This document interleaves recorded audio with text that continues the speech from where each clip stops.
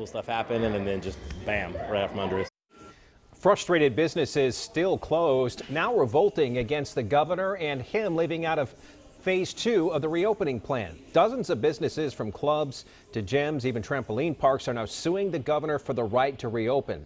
This is just the latest frustration from business owners who've been waiting for months to get back on the job, and now they say the governor's current order is unconstitutional. Channel 9's Blaine Tollison is joining us now live at a local gym that's part of that push for legal action. And Blaine, they are open. Yeah, High Fitness just down the street from where we are in South End is open, and we saw a steady stream of business there today. People not required to wear masks, but there was hand sanitizer and wiping down of the equipment. The owner closed for more than 2 months, and he's like so many others. He's frustrated and wanted to reopen. High Fitness in Lower South End is one more business that is done waiting. Rob Jenkins says to gym people, this is a sanctuary. I'm not overstating it when I say that. It's a refuge. It's where you go when the rest of the world is on fire, and it's your place of stability. But not when you have to shut a 2-month-old business down, as Jenkins and his business partner had to do in March. Some really cool stuff happen, and then just bam, right out from under us. Hundreds of gyms across North Carolina are in the same boat. Now several are fighting Governor Roy Cooper's order in Superior Court. Attorney Chuck Kitchen, who filed a lawsuit against the state today, is representing several gyms. The Constitution recognizes that you have an absolute right to work. Cannot be removed by the state. But last week, DHHS Secretary Dr. Mandy Cohen said gyms were excluded from phase 2 because they're a higher risk for spreading the virus. Governor Cooper addressed gyms defying his order yesterday. It's deeply concerning when people ignore the order. I'm pleased that most people and most businesses in North Carolina are acting responsibly. But it's not just gyms. A trampoline park in Raleigh filed a lawsuit yesterday, and so did more than 24 companies that run adult entertainment venues, including several in Charlotte. 75 North Carolina bowling alleys are also threatening legal action. Still, it seems more and more won't even wait for a judge's decision.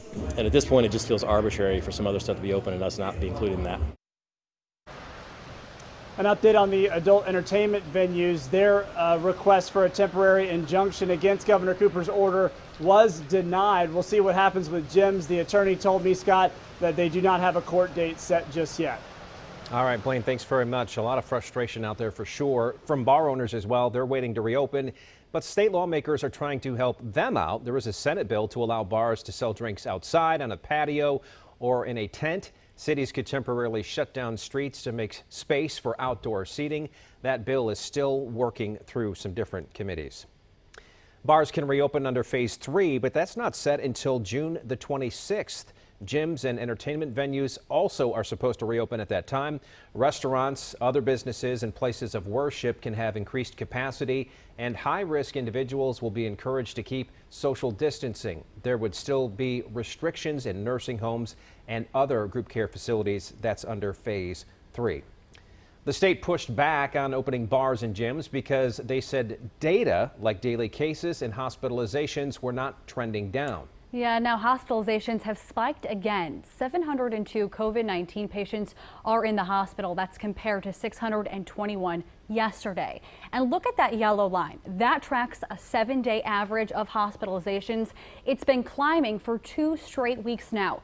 The state wants to see that trend down or level off for 2 weeks before moving into phase 3.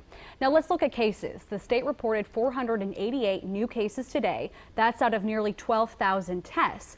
So only about 4% of those tests came back positive. In South Carolina, the percentage of positive cases jumped from 4% to more than 7%.